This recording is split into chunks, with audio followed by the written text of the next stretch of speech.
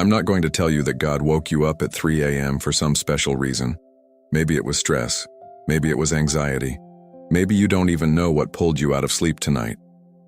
But here's the truth I want you to hold on to.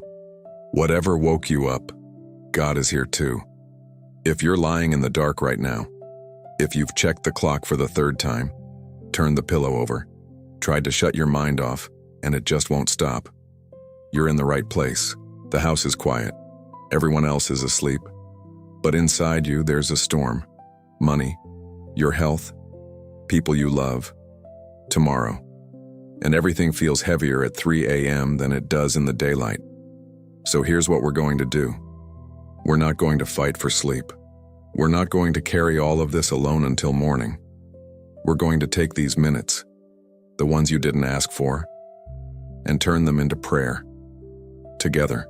And before this is over, we're going to hand God the things you can't control tonight. I know these hours. There was a season of my life when I was awake at 3 a.m. more nights than I can count, staring at the ceiling, my mind running through everything I couldn't fix. I know exactly how alone that darkness feels. You're not alone in it tonight. Let's pray. Before we do, just one thing. I post a new prayer here every single day because I believe nobody should have to face a night like this one alone. I've had too many of them myself.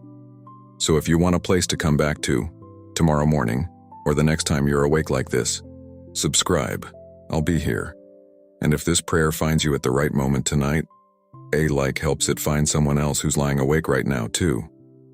Okay, let's start where you are, in the dark, in the quiet, with everything on your mind. You know exactly how this goes, because it's happening right now. Your eyes opened, and you didn't ask them to.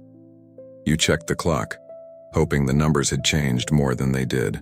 You turned the pillow over, looking for the cool side. Your body is tired. Your body wants to sleep, but your mind is wide awake. Outside of you, everything is still.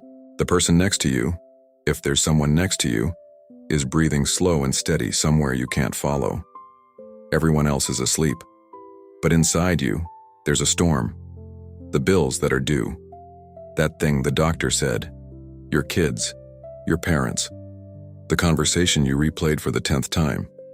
Tomorrow and everything tomorrow is asking of you. And here's what nobody tells you about 3 a.m. Everything weighs more here. The same worry you carried through the afternoon. You could manage it then. But now it's just you and the thought. And in the dark, it grows. I know this hour. When I was 36, I lived in this hour. I would wake up with my heart already racing, no reason, no warning, and lie there while tomorrow's list started running before the day had even begun, night after night. And I know what most of us do when this happens. I did it for years, and it only made the nights longer. Here's what most of us do. See if you recognize yourself in this. First, we fight. We close our eyes tighter and start commanding ourselves to sleep. I have to sleep. I have work in 4 hours. Come on. As if the mind takes orders. And when the fighting doesn't work, we reach for the phone. I know that one well. That was mine. Just checking the time, I'd tell myself. And 40 minutes later, I was still there, scrolling in the dark, the screen lighting up the room, my mind more awake than when I started. I wasn't calming the storm. I was feeding it. And then there's the third thing. Maybe the most exhausting one of all. We stay in the dark and try to solve everything, right there, at 3 a.m. We replay the conversation. We do the math on the bills, again. We rehearse tomorrow's problems as if worrying tonight could pay for them in advance. Fighting, distracting, solving. 3 different things. But look closer, and they're all the same thing. In every one of them, you're alone. Just you, in the dark, trying to carry the whole night on your own strength. And it feels right. It feels responsible even. These are my problems. My night. I'll handle it. I believed that for a long time. But there's a reason it never worked. And when I finally understood why, it changed what 3 a.m. means to me. Here's the first thing I had to understand: why everything feels so much heavier at this hour. During the day, you have help carrying your worries even if you don't realize it. Work, noise, people, 100 small things pulling at your attention. The weight is there, but it's spread out. At 3 a.m., all of that is gone. It's just you and the thought. Your problems didn't grow while you were sleeping.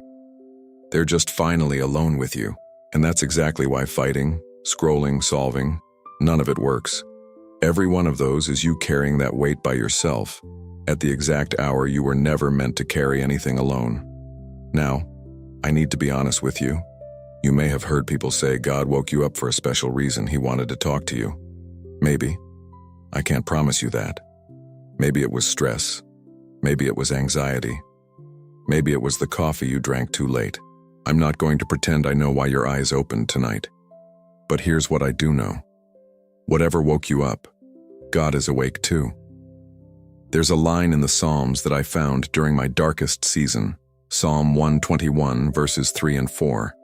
It says that he who watches over you will not slumber, that he will neither slumber nor sleep. God doesn't sleep. I'd read that verse a dozen times.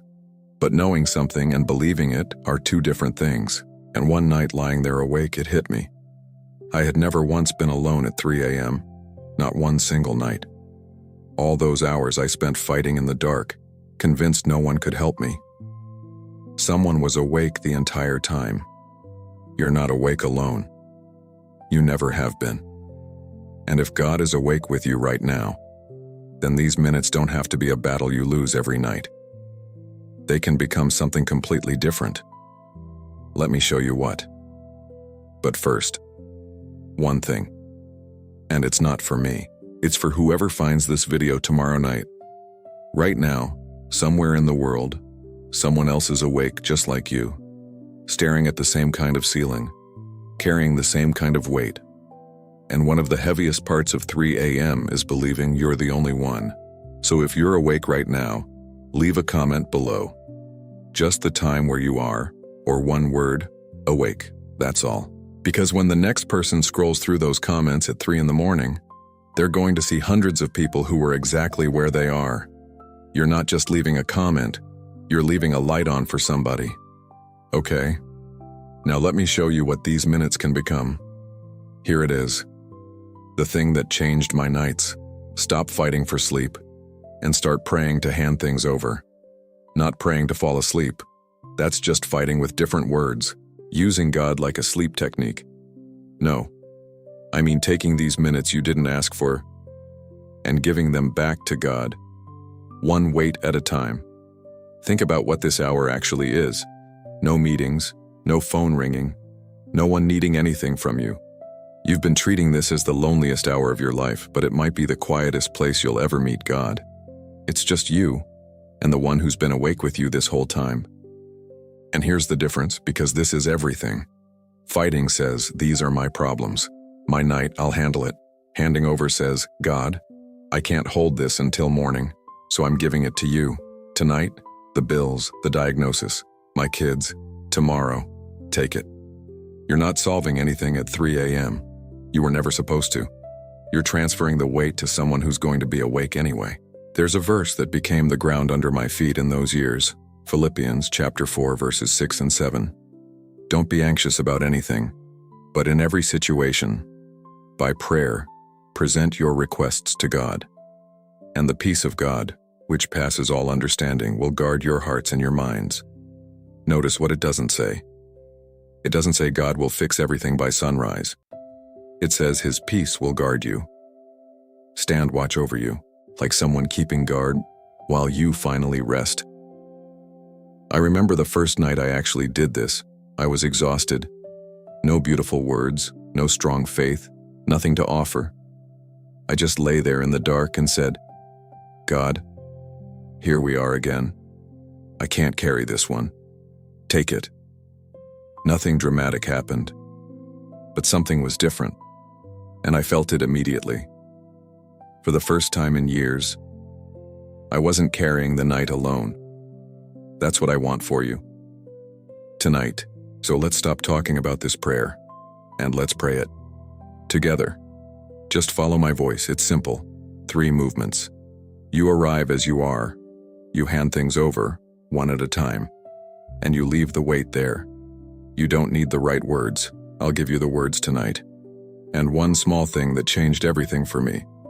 Name things specifically. Not God. Help with my problems. The actual bill. The actual person. The weight doesn't leave your hands until you put it down piece by piece, so stay where you are. Eyes closed if they're not already. You don't have to get up. Just breathe and pray with me. God, here we are again. It's the middle of the night.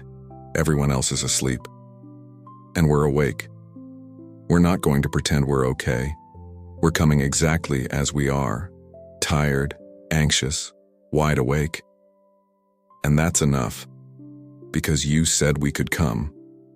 So we're going to do what we can't do alone. We're going to put things down, one at a time. First, the worries about money. The bills we've been counting in the dark. The numbers that don't add up. God, you already know them by name. We can't stretch anything further tonight, so we're placing all of it in your hands. Provide what we can't. Hold what we can't. Now, our health, or the health of someone we love. The symptom we're afraid of. The diagnosis. The appointment that's coming. God, our bodies are yours. We hand over what no amount of worrying tonight can heal. Now the people, our family, the child we're worried about, the parent who's getting older, the relationship that's strained. God, we can't fix them at 3 a.m. We were never meant to. So we place each name into your hands. Watch over them while we can't.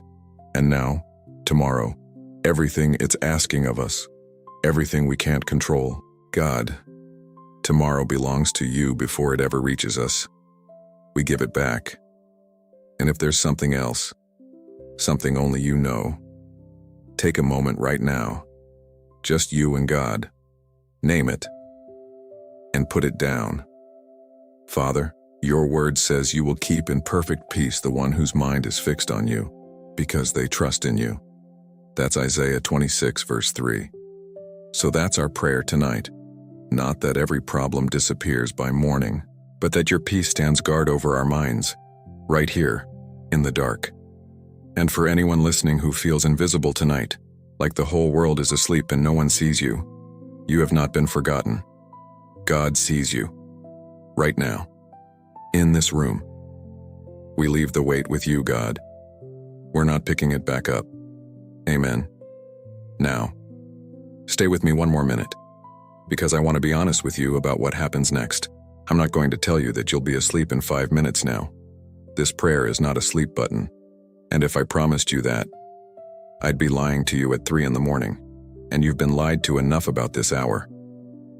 Some nights, I handed everything over and sleep came fast, faster than it had in months. But other nights, I stayed awake until the sky turned gray, prayer and all. And in the beginning, that confused me. I did it. I prayed. Why am I still awake? It took me a while to understand. The prayer was never about forcing sleep. Sleep was never the promise. Here's what the prayer changed. It changed who was with me in the night. I stopped being alone with the storm, and that's everything. The dark hours stopped being a battle I lost and became a place I could actually rest even with my eyes open. And over time, not the first night but over weeks, I stopped dreading 3 a.m. because I stopped facing it alone. There's a psalm, Psalm 4 verse 8, that says, "In peace I will lie down and sleep. For you alone, Lord, make me dwell in safety." Notice the order. Peace comes first, sleep comes after. Peace isn't the reward for falling asleep. It's what you lie down in, whether sleep takes 5 minutes or 2 hours. And some of the things I handed to God on those nights didn't get resolved the way I asked. I want to be honest about that too. Some of them I'm still carrying to Him. But I'm carrying them to Him now, not alone in the dark. And that difference is the whole difference. So tonight, if sleep comes, receive it. And if it doesn't come right away, you didn't fail. The prayer still counted. You are lying down in peace either way. Now, what do you do the next time this happens? Because there will be a next time. Here's the plan. 3 steps, small enough to remember at 3 a.m. Step 1. Don't reach for the phone, reach for God first. That's the whole battle right there, in the first 10 seconds. Your hand is going to move toward that nightstand. It's a reflex. I know, because it was mine for years. So before it does, make the other move first. You don't even have to open your eyes. Step 2. Start with one sentence. Just one. God. Here we are again. That's the door. You don't need what comes next figured out. Those 5 words already changed the night, because now you're not in it alone. Step 3. Hand over one thing at a time. Whatever's sitting heaviest, name it and put it down. Then the next. As far as you get. And if you fall asleep in the middle of it, good. That's not failing the prayer. Falling asleep while handing things to God might be the most peaceful way there is to end a day. He heard it at Here We Are. And on the nights when even 3 steps feels like too much, just do this. 1 sentence. That's the minimum. 1 sentence is still a prayer. 1 sentence still means you didn't carry the night alone. My first night doing this was nothing special. Half a sentence, honestly. I fell asleep somewhere in the middle and woke up wondering if it even counted. It counted. It was the first brick of everything I have now. And I still do this. Some nights I still feel nothing. I do it anyway. That's the faith I found in the dark. Not the absence of hard nights, but knowing where to go when they come. So that's yours now. 3 steps. 1 sentence minimum. Starting tonight, starting right now, if your eyes are still open. Before you close your eyes, or before you go, one more thing. When this video started, I told you I wasn't going to pretend to know why you woke up tonight. I still don't. But I know something changed in the last few minutes. You handed the night over, and whether sleep comes in 5 minutes or at sunrise, God is awake. He was awake before you opened your eyes, and he'll still be awake after you close them. If you want more than one night of this, if you want a hand to hold every day for the next 30, I put together something called 30 Days of Faith, a guided prayer devotional. 30 days of prayers like this one, in written form and in audio. So on the nights you can't read, you can just lie in the dark and listen. One prayer is a moment, but 30 days starts to become a way of living. The link is in the description if that's something you need. And one more thing, maybe the most important one. Somebody you know is awake tonight too, staring at their own ceiling, thinking they're the only one. You know who they are. Send them this prayer. Sometimes the whole miracle is just finding out you're not the only one awake. I'll be here tomorrow with a new prayer. And the day after that. But for now, let the weight stay where you left it. Close your eyes, you have not been forgotten. Good night.